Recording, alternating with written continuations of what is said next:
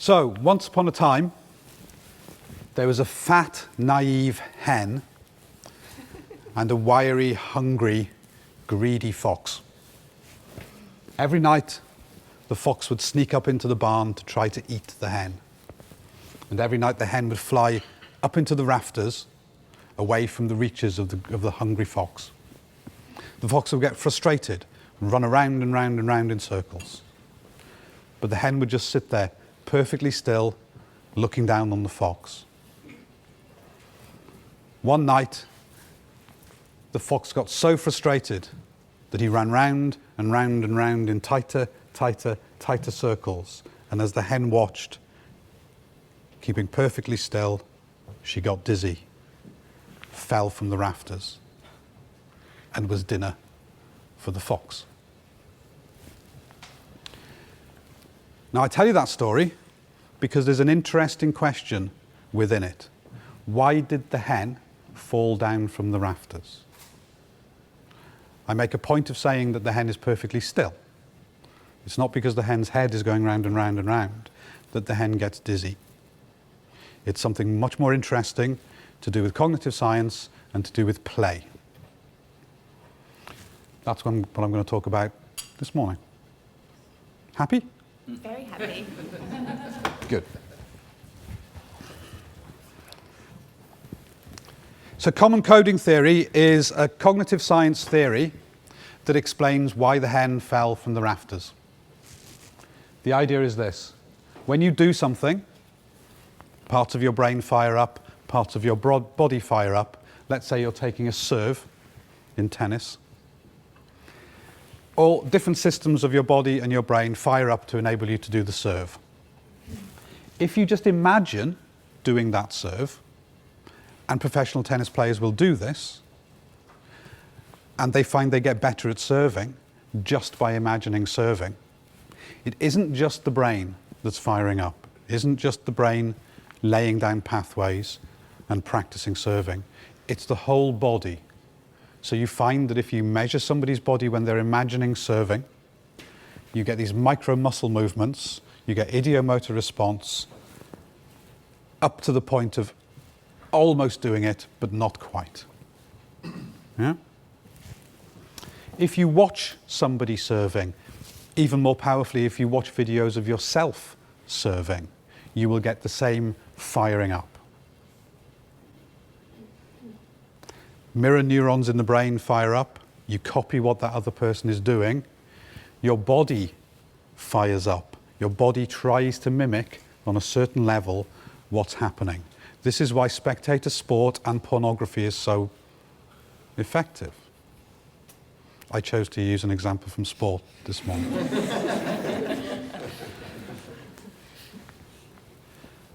So there's something deep and interesting here. When we learn, if we watch somebody demonstrating something, we don't, when we then have a go at doing it, we haven't just memorized it in our minds. In a sense, we've memorized it in our bodies. And when we then try to do that thing, we're using all of that embodied somatic knowledge that we gained from watching. So the reason hen falls from the rafters is that when you watch something spinning, your whole body feels that spinning. Your whole body feels the play and the motion of the spinning, and your whole body reacts. So if I was to spin round on the spot now, not only would I get dizzy, but if you watched me, you would get dizzy as well. Because we resonate with each other, not in a weirdly hippie sense, but in a very practical, not just the brain, but a physical sense.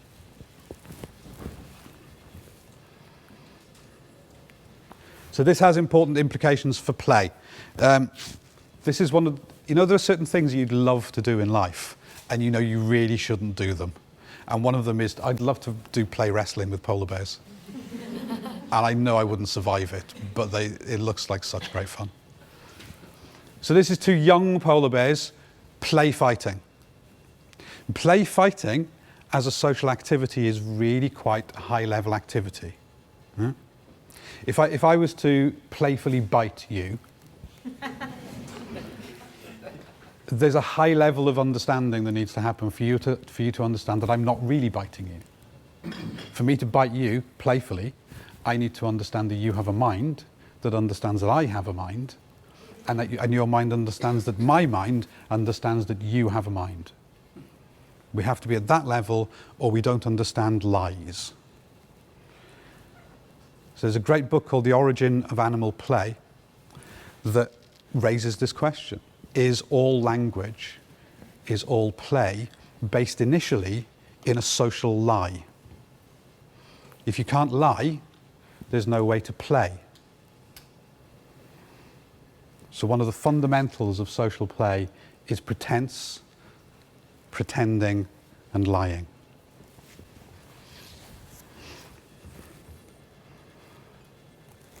So I've been researching resonance. At the moment, I'm a magician in residence at the Watershed in Bristol, the pervasive media studio there, and with the engineering and computer science department at the University of Bristol. And we've got interested in this idea of physical resonance as a way of making interfaces. So this is one of our very early experiments. It's a very simple game. There's a pendulum here and a Hall effect sensor. There's a magnet on the end of the pendulum. We're measuring the swing of the pendulum. Over at the edge of the table here, there's just a force sensor, a pressure sensor. The game is this: to make the pendulum swing as much as possible by pushing the end of the table. But the game is to score as low a score as possible on the pressure sensor and the highest score as possible on the swing. This is like pushing somebody on a swing, where if you push when it's coming towards you, you're using force unnecessarily. In fact, you're taking energy out of the system. It's like that, except you're not pushing the person on the swing, you're pushing the ground underneath the swing. This turns out to be a really fascinating game. If you put somebody in front of this and say, make that pendulum swing, while moving your thumb the least amount and putting the least amount of pressure in, they will beam in. And really you're watching somebody kind of shoving a table gently. But it's really quite an attractive game. People like to play it. What we've then been doing is dividing the swing by the push. That's the wrong way around. So then what we get is an idiomotor quotient. And what we find is that people score the same scores. You can have one person at the table over and over and over again, dozens of times, and they will score around the same. I always score around 15 or 16 when I play this game. Mm-hmm. Pete Bennett, who helped build this, he always scores about 27. Somebody else we know always scores about 1 or 2, gradually getting better up to 3. So we've put lots of different kinds of people in front of this to see how they play this game. The skill is to relax, to put as little force in as possible, and to make the pendulum swing. And we find some interesting things. We find that actors, dancers, athletes, musicians of certain kinds, especially musicians of brass and string instruments, are very good at this. I think one of the reasons Pete's very good at this is that he plays trombone. People who have a sense, either a conceptual sense or physical practice, in resonating with the world, in allowing the world to resonate them, are very good at this. Actors tend to be good at it. People who aren't good at it are people who try to solve it in an intellectual sense. The problem with trying to solve it is it's a really complex system. So if you sit and try to work out, should I be pushing the table as it's swinging towards me, or should I be pushing as it's swinging away, or you will fail miserably and you will score a really low score. So it's about taking your brain out of the way, relaxing with it, and just feeling the motions. So we're calling this idiomotor quotient, and we're developing a whole bunch of games and interfaces based on this idea that you can just rock. A simple idea would be that your phone, the lock on your phone, is a particular resonance. So to open your phone, you take it out and you give it a little, and it will know your resonance. We find it's really quite hard to copy other people's resonance. One thing that's interesting is that if you practice, you can make that pendulum not just swing, but you can make it go in circles. You get some quite good control over what's happening.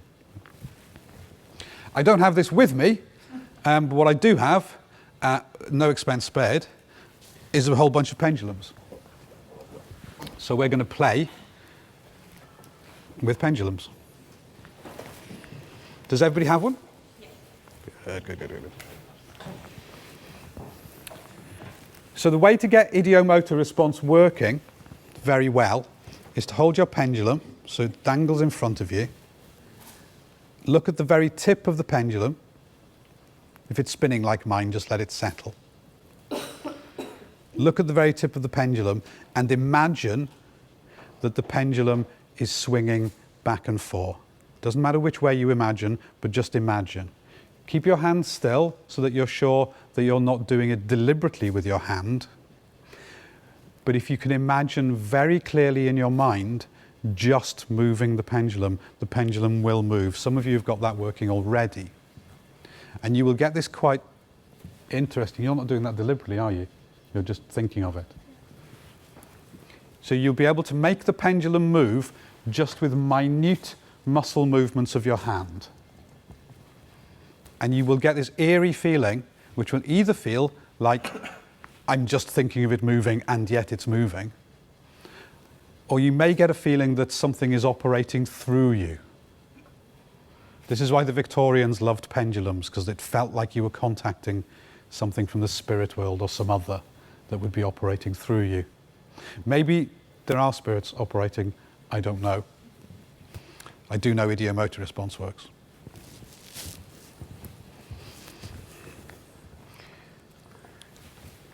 So I explained that common coding keep your pendulums going.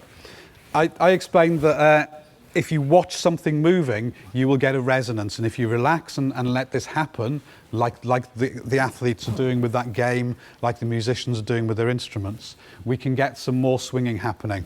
So while I play this video, listen to the audio of the video and watch the video while holding your pendulums up.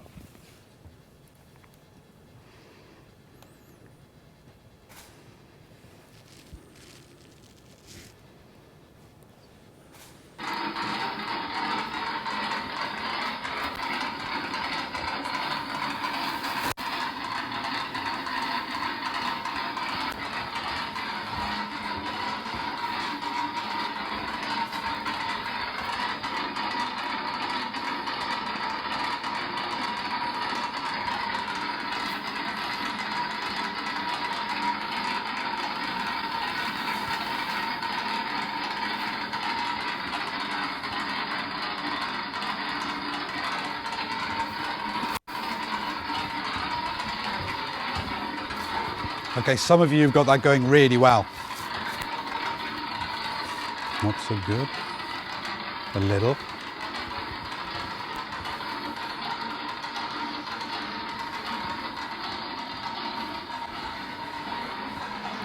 Okay.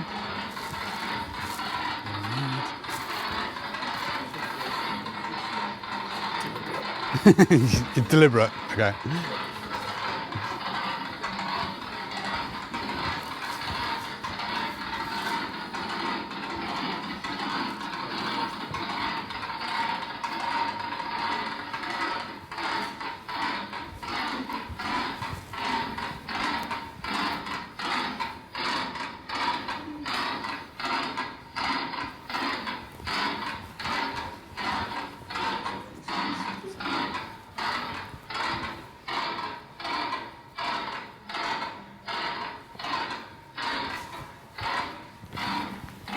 Can I use you?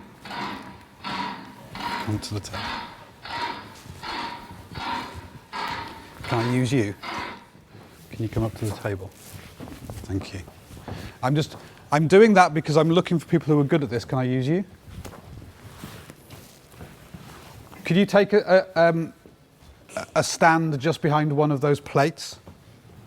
Can I use you too? No? You sure? Okay. Could I use you? Sure. Thank you.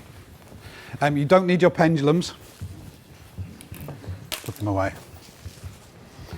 Okay, I did that partly because I need to find people who are very good at allowing idiomotor response work through them. These 4 people were very good at it. Can you give them all a round of applause for coming up?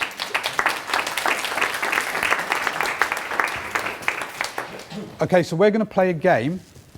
This is something you may have heard of, this idea that if you want to get into your subconscious mind and bring out creative ideas, that you sit in front of a fire and you hold a set of keys and you maybe drink a brandy, have a warm fire and you fall asleep. And then as you fall asleep, the key drops and you wake up with the idea.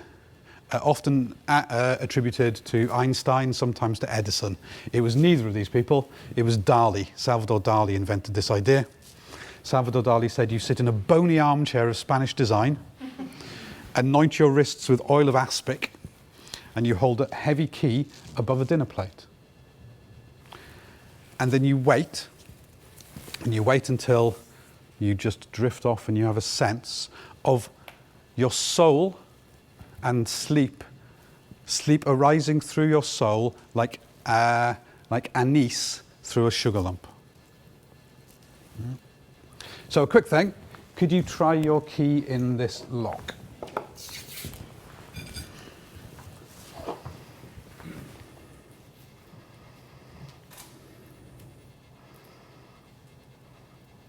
Nope. Okay, pass the lock along.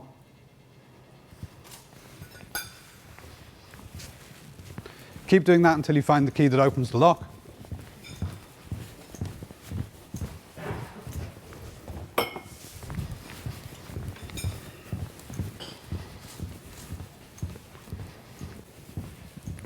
You haven't found the key that opens the lock. That's because I have the key that opens the lock. Take the key. Open the lock. Okay, close the lock. Place the key in there. And that key. That one. That one. We don't really need that one. So we've now got 4 keys. Can you take that and give them a mix up? Shake, shake, shake, shake, shake, shake, shake. Wow. Give everybody a key.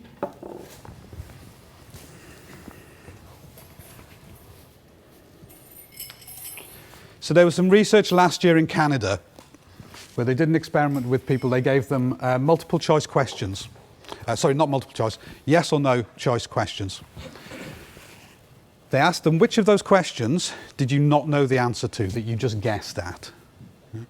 And then they looked at those questions and they found that the group scored 50-50 on those questions, as you'd expect by chance. That was the first group who answered using a computer, clicking yes or no. The second group, they did exactly the same experiment with, but they used Ouija boards.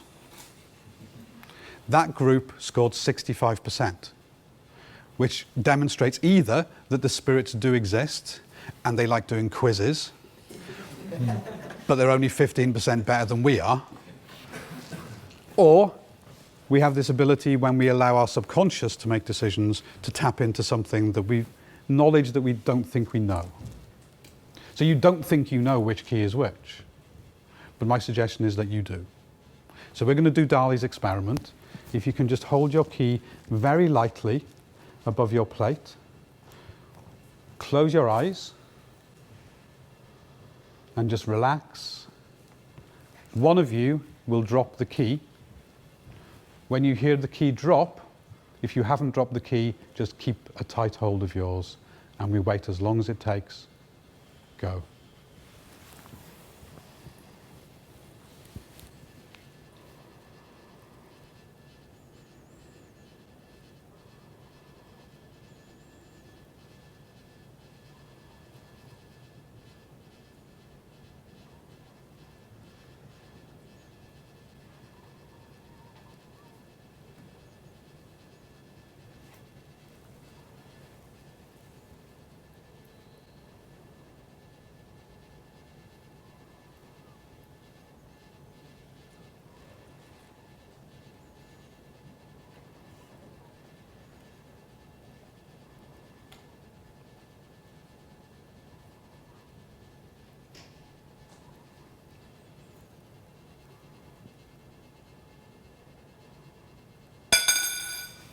Perfect.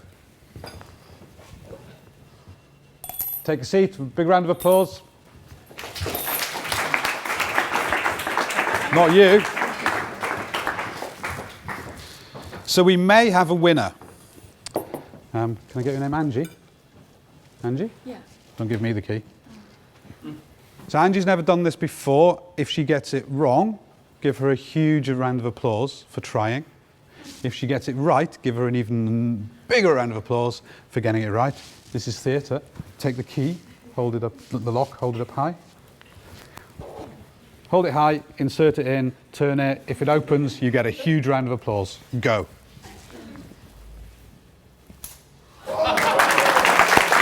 Yes! Well played. Stay with me, stay with me. Take a bow. So, this was all so I could find somebody who's very good at ideomotor response, who allows ideomotor response to work through them so that I can introduce to you IdeoBird. Now, IdeoBird is a prototype mind-reading robot that works by sensing ideomotor response. It's not 100%, so I'm demonstrating a prototype. It doesn't always work, it's a little bit flaky. This is why I need to do some selection first, just to find somebody to be the bird handler who's good at this. Give me a moment while I set IdeoBird up. This is IdeoBird, you stay with me. You're going to handle IdeoBird.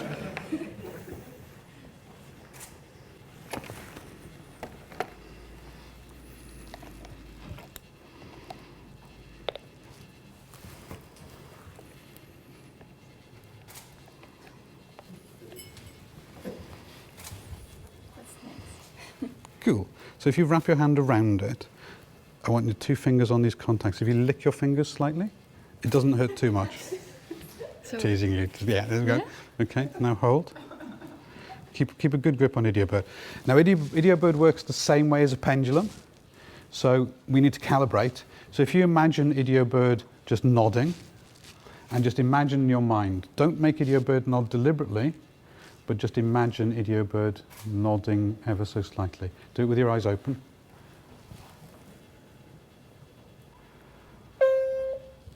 Okay, that's good. That's a really good start. That's a positive. Yeah. Don't be nervous. You're doing really, really well. It's great. Now imagine IdeoBird doing a no, just shaking her head back and forth.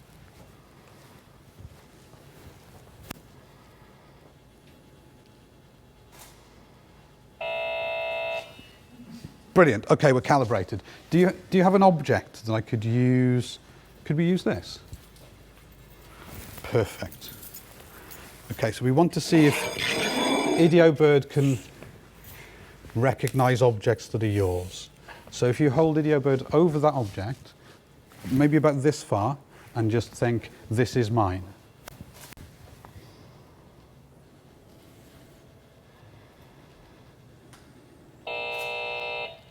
Okay, that's not, is this yours? Yes.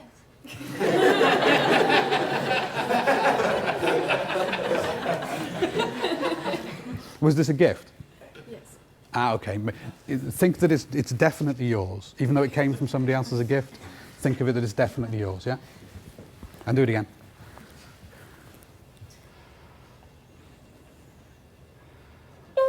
Perfect. Okay, I need some more objects. Can you give me just something? That'll do. Can I take that? Awesome. Oh, excellent. So some notebooks and a phone. I'm excited because this doesn't always work so well. So these aren't yours. So if you hold IdeoBird over these things and think this isn't mine, we should get a no.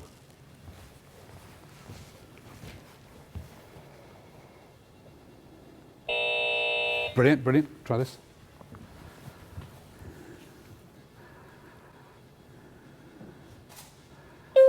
Oh, that is yours. Whose is this? You have the same one?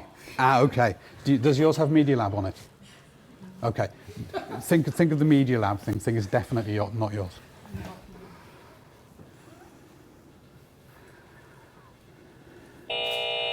Still, okay. We'll come back to that. Do this one again. Oh no, that's fine. That was a no. That was good. Yeah. Brilliant, brilliant. And back to yours once more to check that this is definitely yours. Yes.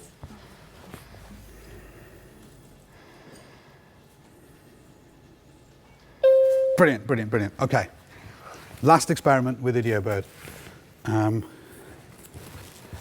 Could you take this? I'm going to make sure that both Angie and IdeoBird can't see. Can you hide this with anybody in the audience? If this is given to you, just put it somewhere. It might be quite delicate, so be careful with it. Put it away and then try not to look guilty. And when you're ready, come here and just tell us. Okay. I'll make sure that she doesn't cheat, and I'll make sure that IdeoBird doesn't cheat. Look away. You're doing really well. This is great.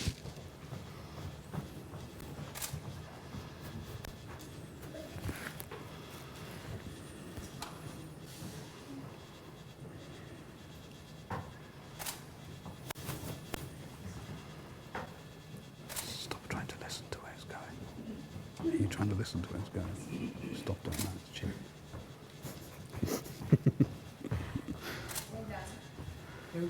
Are you back? Yeah. Okay, good. Right. So your job with IdeoBird, using IdeoBird as a guide, there are a lot of signals being given off here. The person who has it is going to be looking guilty. Other people are going to be subconsciously leaning perhaps towards. These are things you won't pick up on. Trust IdeoBird. Use IdeoBird maybe like a Geiger counter. You can ask IdeoBird questions. You know, is it this way? Yes or no? Hot or cold? Yeah? You okay with this? Well, one last thing before you do it, just to make it even harder, we're going to use a blindfold. Okay with the blindfold? Okay.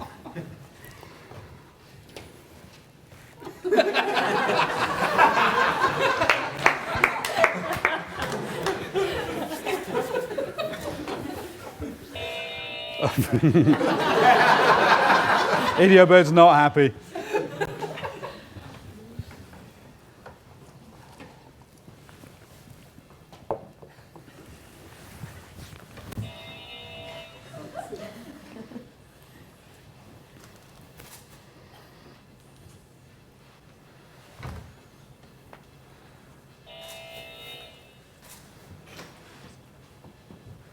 Maybe take it a little slow. IdeoBird can be a bit hurried. Hold IdeoBird out at arm's length, perhaps, and then. Oh, correct row, correct person.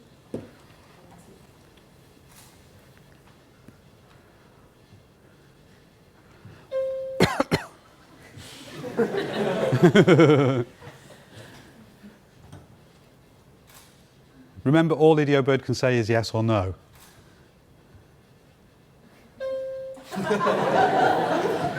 Do you have the object? Yeah. Yes! Well done.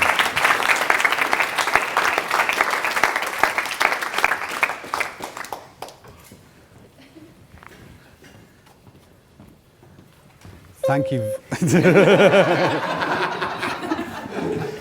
Thank you very much. Stay here a moment. Just a quick bow. And a round of applause for IdeoBird and IdeoBird's handler. Thank you very much.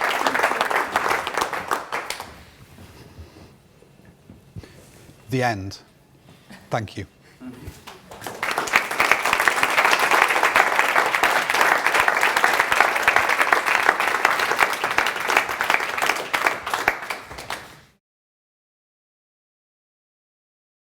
Interestingly, because this is based on a similar thing to the getting the pendulum moving, the fact that IdeoBird is made of latex and is wobbly, I don't know how IdeoBird handler, Angie, felt, but people who use this often say the wobble gives you something to move. So it gives you a sense of when you're trying to make it wobble this way or when you're trying to make it wobble left or right. I'm very interested in wobbly materials. at the moment. You know, things that wobble one way or the other, tables that wobble slightly, and how those can be interfaces into kind of gentle interactions. So IdeoBird is absolutely important. She would kill me if I said anything less. It seems that if you just play that table, you can get better. Yeah? You can get better at resonating with things.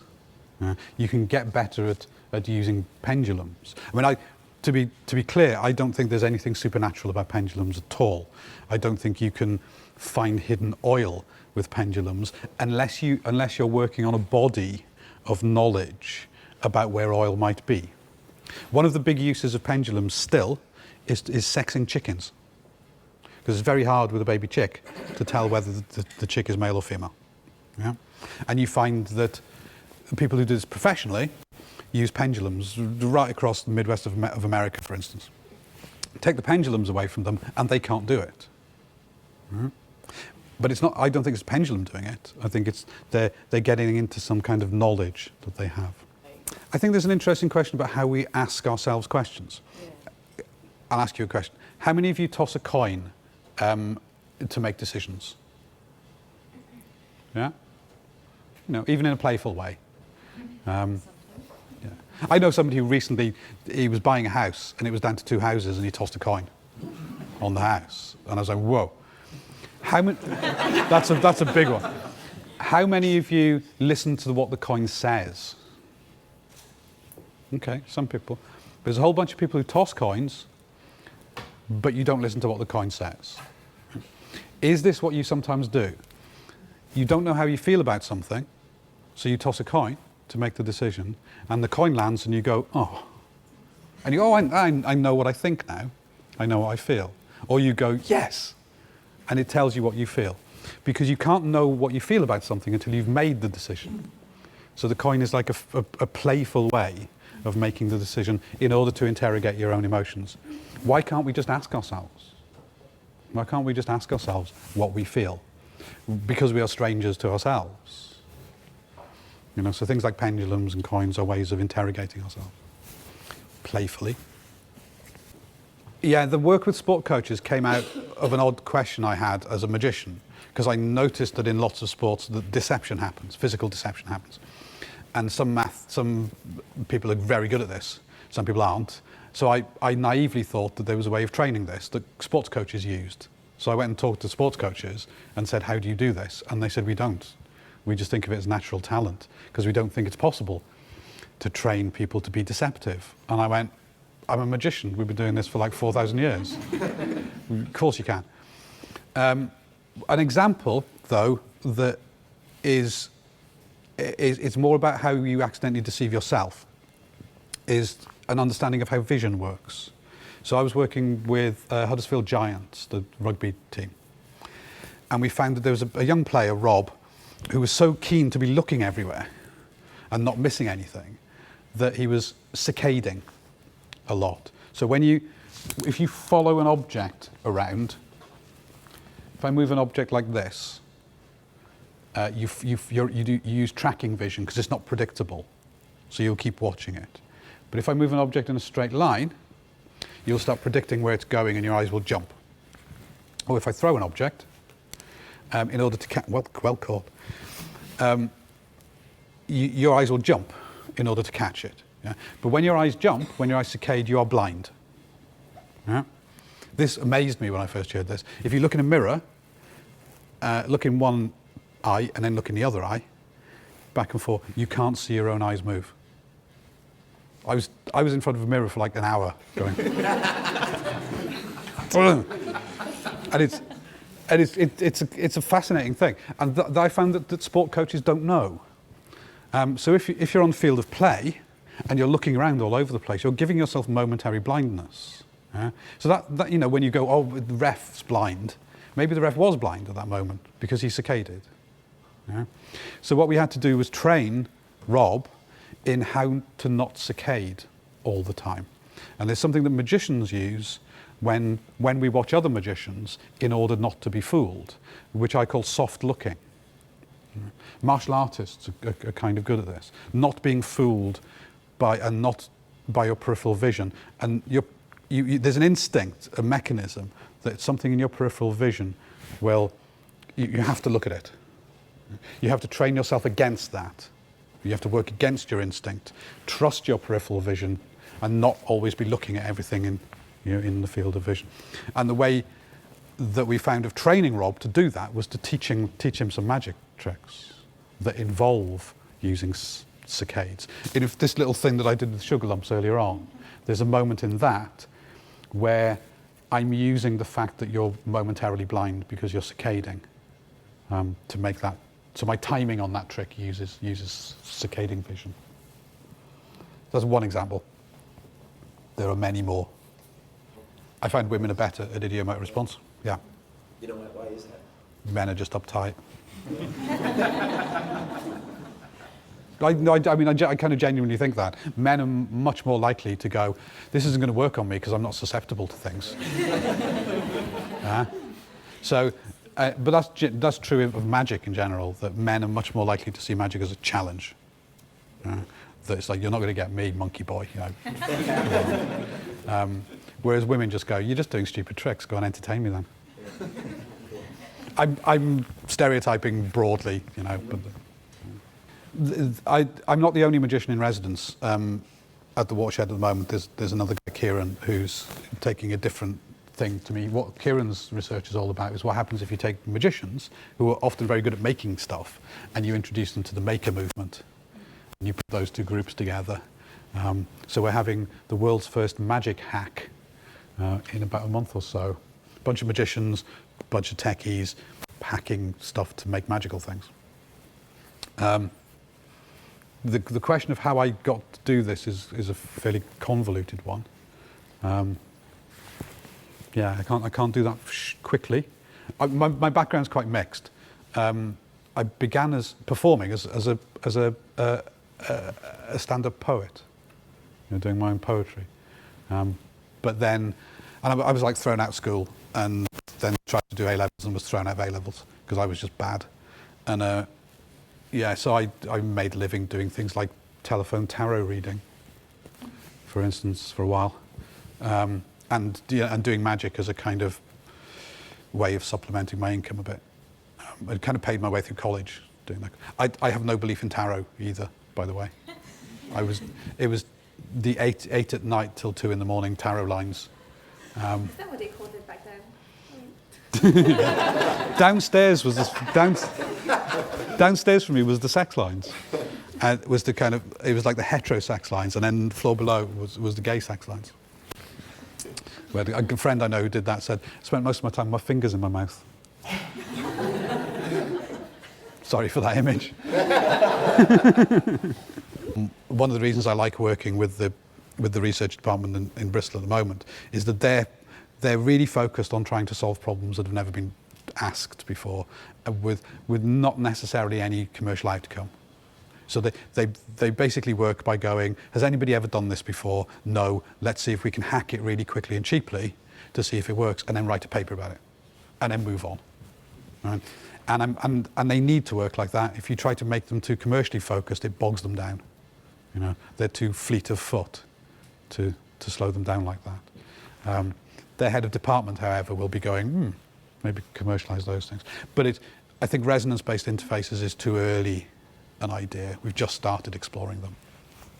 One of the next things we're going to try is resonating with a digital pendulum. The thing about pendulums, though, is that pendulums are kind of beautiful systems because they have they're natural amplifiers. A tiny movement here gives me an enormous movement here. You can feel the movement, even with these very light pendulums, you've got physical feedback. So you can feel when it's going. And you've got visual feedback immediately. To recreate all of that digitally, you're doing a big chunk of reinventing the wheel. However, if we can make that happen and make it happen as an iPhone app, IdeoBird as an iPhone app has a lot of potentials. As a gameplay mechanic, as a mindfulness tool, it's been suggested. Whatever mindfulness is, I don't know what that is. Sounds too Descartesian to me. before hypnosis was called hypnosis, it was called monoideaism. Right? And I think that's a really nice description of what hypnosis. I'm a trained stage hypnotist, and so that's something I used to do until I found that I just don't really like the theatricality of somebody who's half asleep. You know, they're a great hypnotist, don't get me wrong, but I'm not that interested in it as a theatrical thing. But monoideaism, the idea that if you get somebody to focus really tightly on one thing, then everything else gets kind of excluded. I think that's the link. I wouldn't say there's a link to do with resonance. Although you can, only in that you can use resonance and rhythm to get people into focusing on something. You know, like the classic old swinging a watch or tapping on somebody's hand to do those kind of inductions. Yeah. But I want these applications to be people who are fully aware of what's happening, rather than people who are in any kind of trance state. Idiomotor response it's an interesting thing in the science world, because it was researched a little bit by a Victorian dentist called Chevreul. He was the guy who proved that it's muscles in your hand moving. He basically put clamps on people's arms and noticed that the pendulum movement was getting smaller and smaller until this point where the pendulum wasn't working anymore. Yeah. Of course, that's because spirits don't like clamps.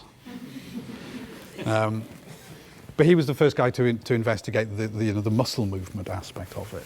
But that was a long time back. But a lot of those Victorian researchers got kind of burnt because they were fooled by charlatans. And then in the 70s, we had a whole bunch of scientists researching things like pendulums and ESP and all of that, and they were conned again. So scientists are a little bit wary of certain things because they look a bit like quackery. It's one of the reasons why a collaboration between a magician works, you know, and technologist works, is because I'm going, it's for theatrical purposes. Yeah. We're trying our best to find other examples of what we might call resonance-based interfaces. I'm sure there are. I'm sure they exist. We just haven't thought of them yet. Musical instruments are an obvious one. Please give a huge round of applause for Stuart. Thank you very much.